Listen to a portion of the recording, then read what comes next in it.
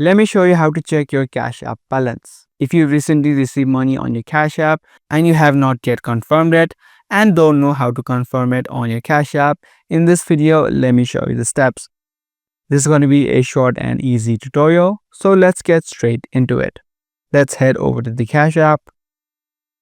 Once you're inside of your Cash App, you'll straight away see this screen, which is the home screen of the Cash App. Now, in order to see your available balance on your Cash App, you will be able to see the amount on the bottom left of the screen, which is this right here.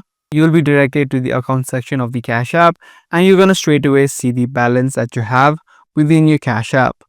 This is the overall balance that you have within your Cash App. Now, if you're trying to add in more amount, you can just tap on Add Cash and then use your card or bank account to add in more. Or if you're trying to cash out, just tap on the Cash Out option. So that's all it takes in checking your Cash App balance. Be sure to give this video a thumbs up and also make sure to subscribe to this channel for more informative videos just like this.